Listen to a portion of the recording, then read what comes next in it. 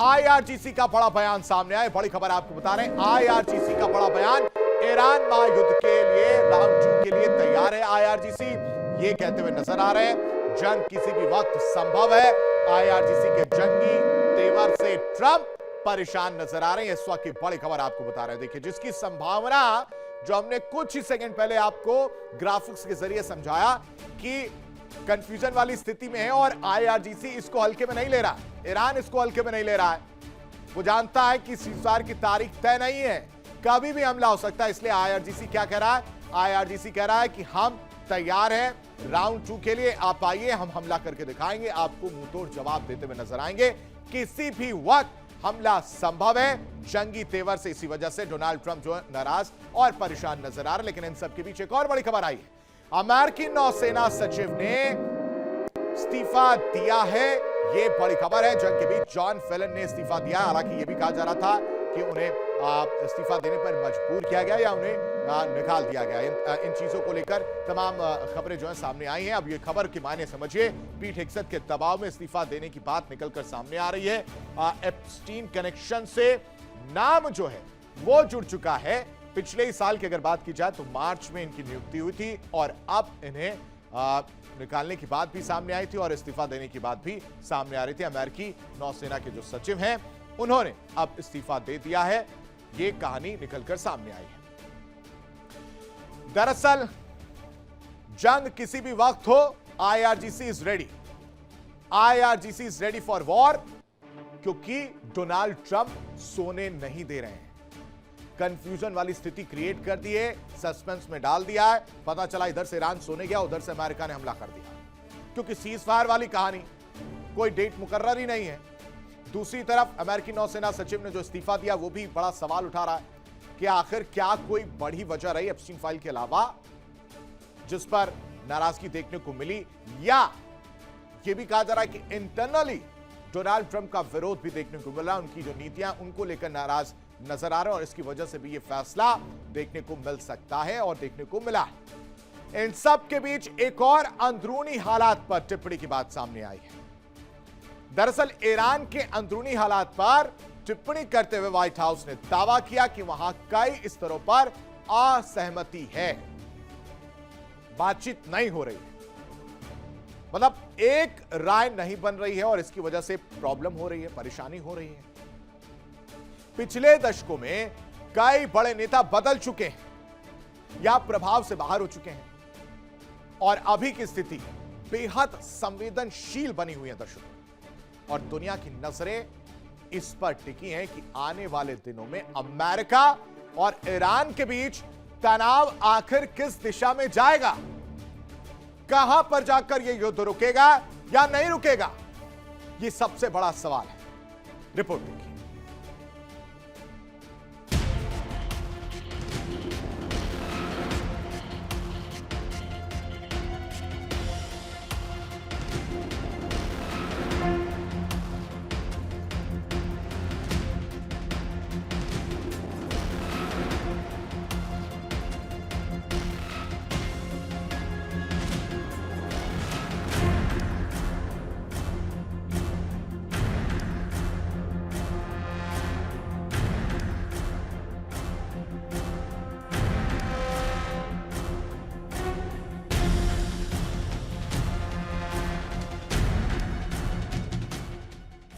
Hormuz straight और ईरानी बंदरगाहों से होने वाली गतिविधियों पर भी कड़ा नियंत्रण बताया जा रहा है, जिससे ईरान की आर्थिक रीढ़ पर सीधा असर पड़ने का दावा किया गया।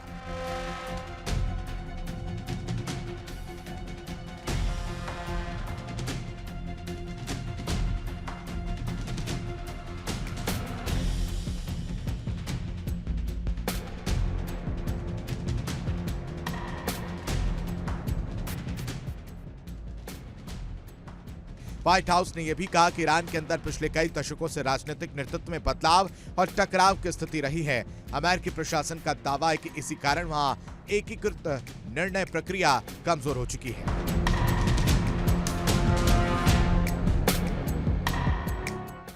सबसे बड़ा सवाल डेडलाइन को लेकर है। व्हाइट हाउस ने साफ कर दिया है कि राष्ट्रपति ट्रंप ने कोई निश्चित समय सीमा तय नहीं की है।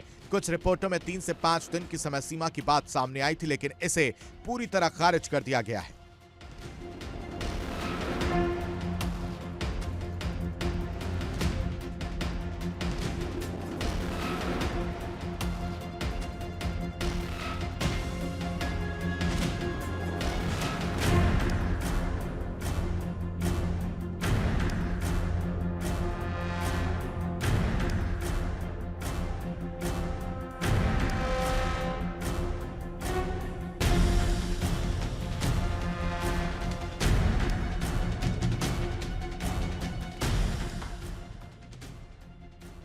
व्हाइट हाउस के अनुसार ईरान चाहे सार्वजनिक रूप से कुछ भी कहे, असली बातचीत बंद दरवाजे के पीछे अलग ही दिशा में चल रही है।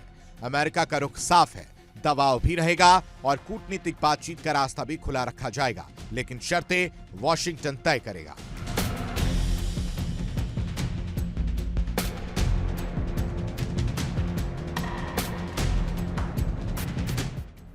कुल मिलाकर ईरान अमेरिका टकराव अब एक ऐसे मोड़ पर पहुंचता दिख रहा है जहां रणनीति, दबाव और समय तीनों की कमान सीधे राष्ट्रपति ट्रंप के हाथ में केंद्रित होती नजर आ रही है।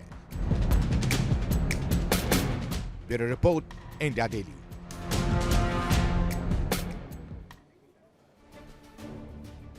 इन दिनों में अमेरिकी राष्ट्रपति 12 से अधिक बार ईरान को ऐसी धमकी दे चुके हैं कि बस अब से कुछ घंटों बाद ही ईरान की कयामत की रात है। अब से कुछ मिनटों बाद ही ईरान पर बमबारी हो जाएगी। अब से कुछ ही घंटों बाद ईरान मैप से खत्म हो जाएगा। लेकिन होता कुछ भी नहीं।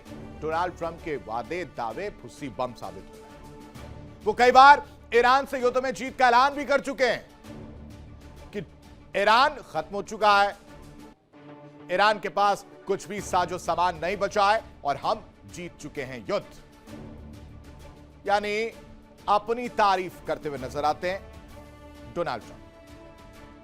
ट्रंप की धमकियों का मजाक अब समय समय पर ईरान की एम्बेसी जो है सोशल मीडिया पर उड़ाती रही है। हमने आपको कई वीडियोस भी दिखाए हैं, कई मीम्स भी दिखाए हैं कि किस तरह से Donald Trump world wide famous हो रहे हैं।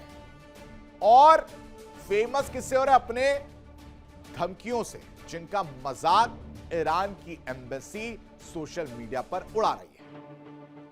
अमेरिका ईरान के बीच सीजफायर की 2 हफ्तों की मियाद 22 अप्रैल 2026 बुधवार की रात खत्म हो रही थी।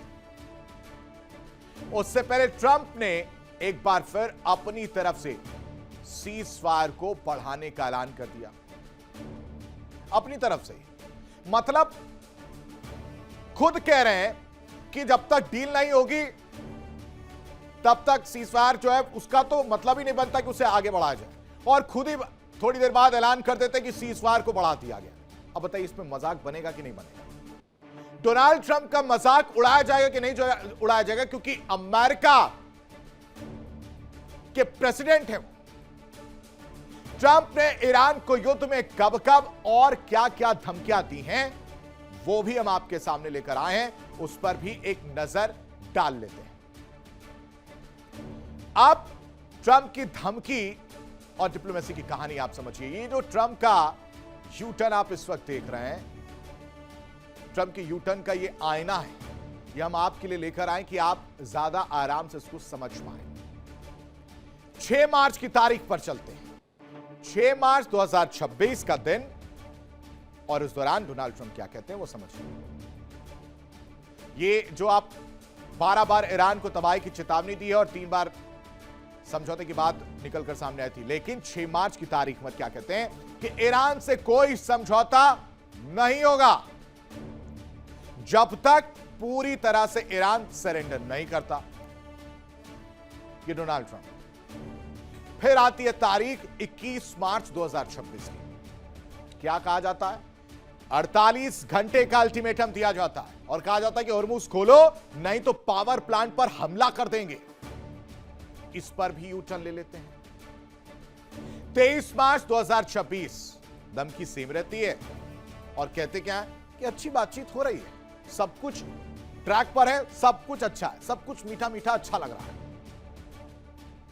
फिर आती है तारीख 26 मार्च 2026 की, ईरान को जल्दी संभल जाना चाहिए, मतलब वो जो मीठा है वो कड़वाहट में तब्दील हो जाता है और उनको समझ में आता है कि ये तो रसगुल्ले के नाम पर मिर्च खा ली।